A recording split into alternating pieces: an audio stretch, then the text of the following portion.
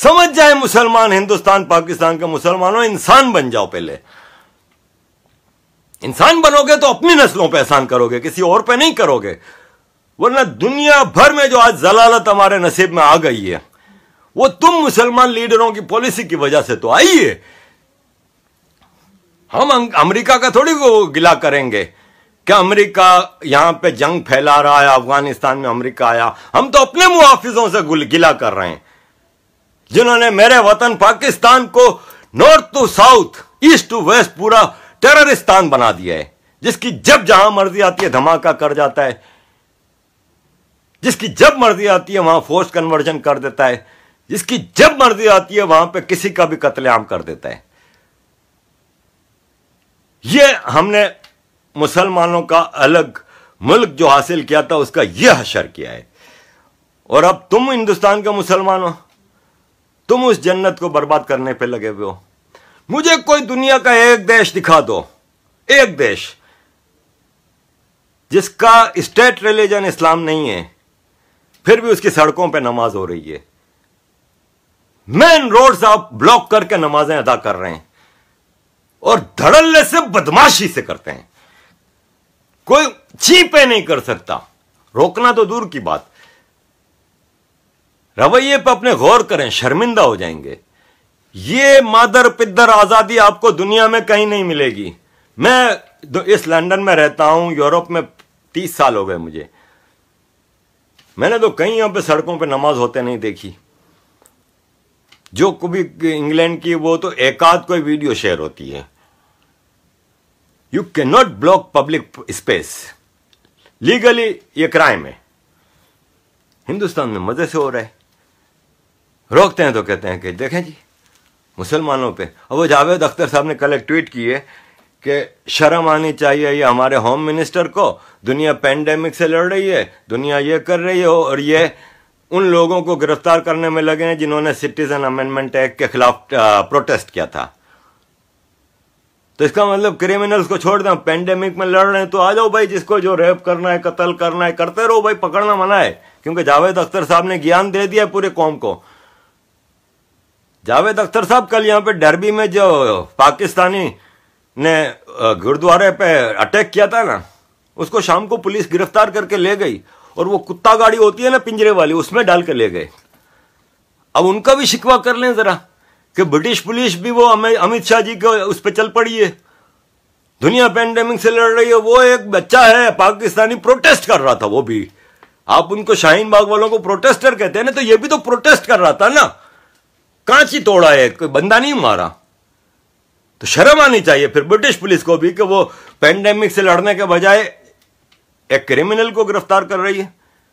जावेद साहब क्या बात है, आजकल तो आपका दिमाग बड़ा आसमान पे चल रहा है। मतलब खुदा का खौफ करें, आप कह रहे हैं कि क्रिमिनल्स को लीव एट लार्ज, सिर्फ इसलिए कि उन सालों का नाम मुसलमान है, इसलिए आप उनकी वकालत कर रहे हैं। मैंने नहीं देखा कि कभी आपने किसी हिंदू के गिरफ्तार होने पे कोई आपने झंडा उठाया हो। आपका एथेइस्ट, आपका सेक्युलरिज्म, यही सारा ढकोसला आपका नजर आ जाता है हमको। मेरा गिलास तोड़ दिया आपने पानी का। जावेद साहब इंसान बने।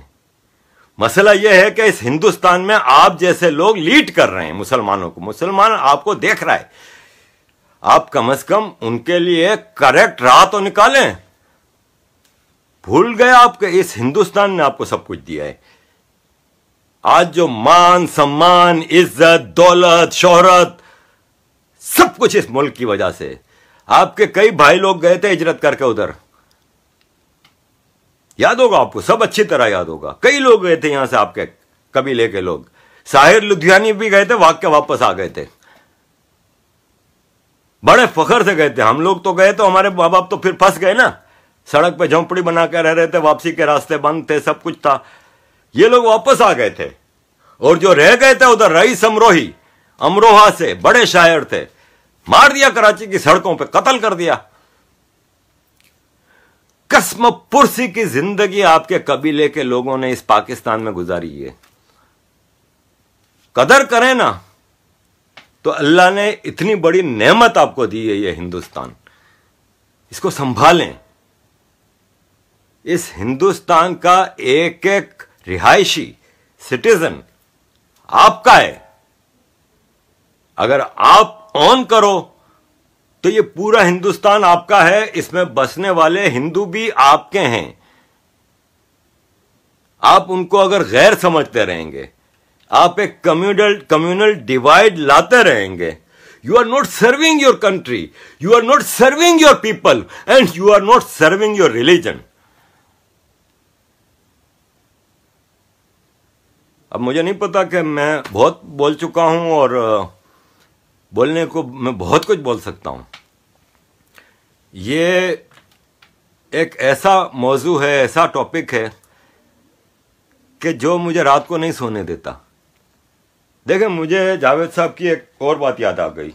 जावेद साहब बार बार एक ट्वीट करते थे कि तारिक साहब एक कैनेडियन पाकिस्तानी जर्नलिस्ट को अचानक हिंदुस्तान की मोहब्बत कैसे जाग गई।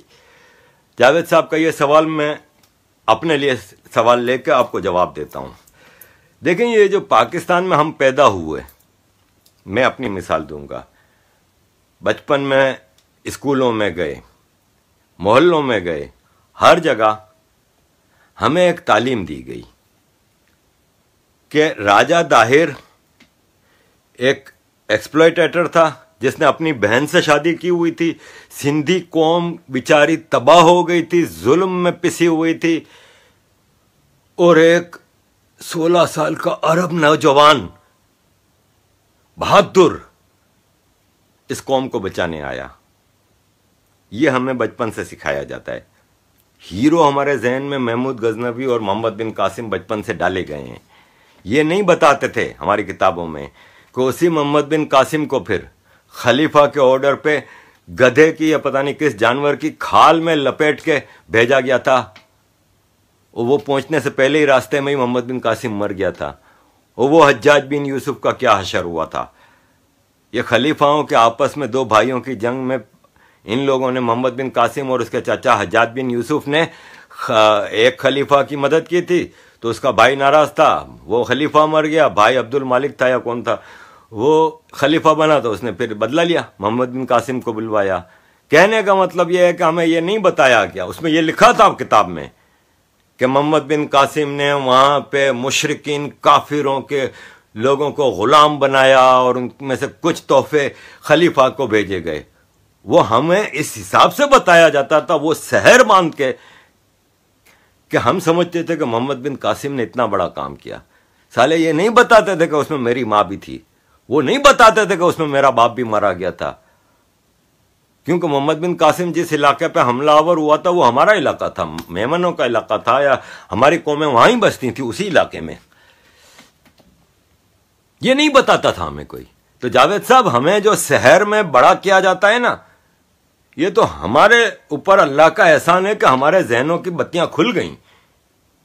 तो आज हमें अपनी ओरिजिन की तरफ वापस आने का मौका मिला है, और आज हमें मौका मिला है कि हम अपनी मातृ देश मदरलैंड से प्यार को खुल के इजहार कर सकें, इसको अप्रिशिएट करें, इस पे उंगली ना उठाएं कि भाई आज अचानक हमारे दिल में हिंदुस्तान का प्यार जागा।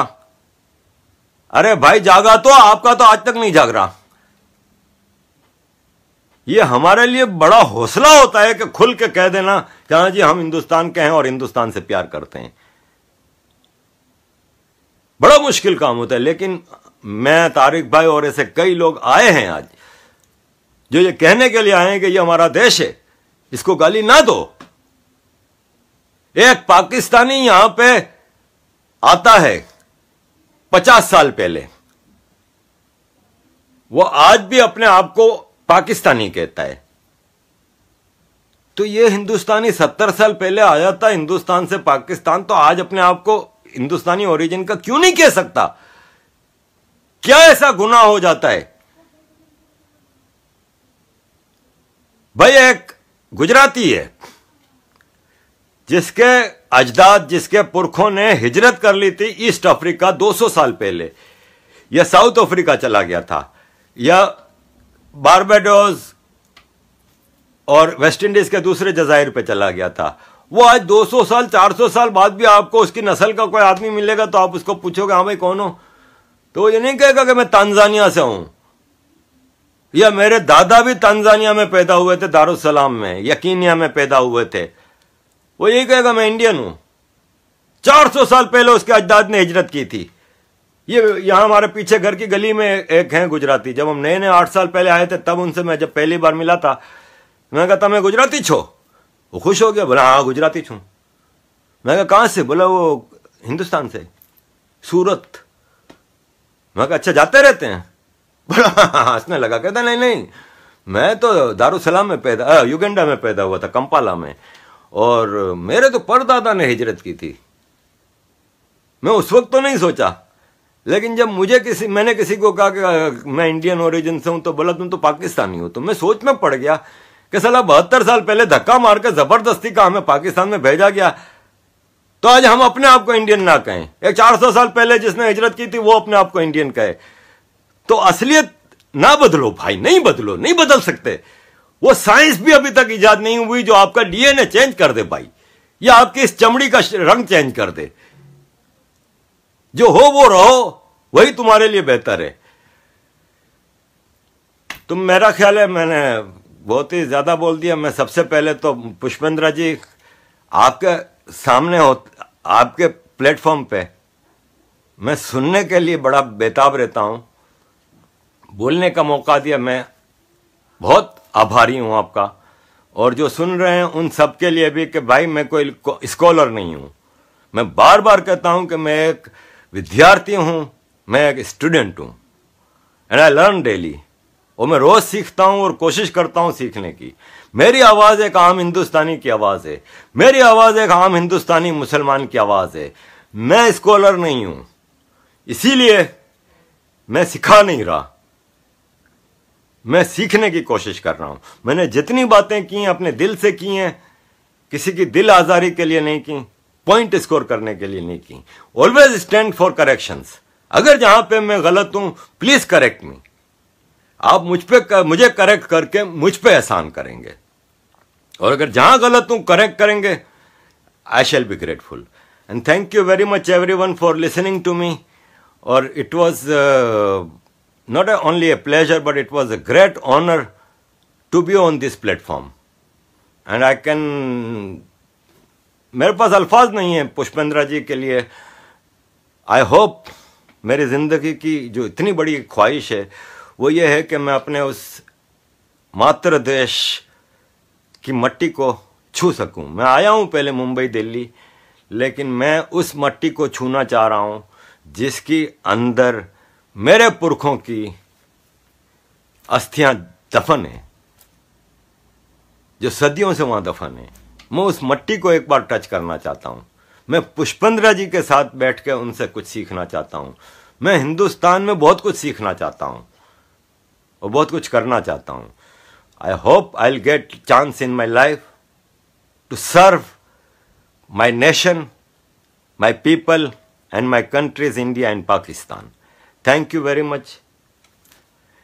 पाकिस्तान जिंदाबाद, जय हिंद, हिंदुस्तान जिंदाबाद।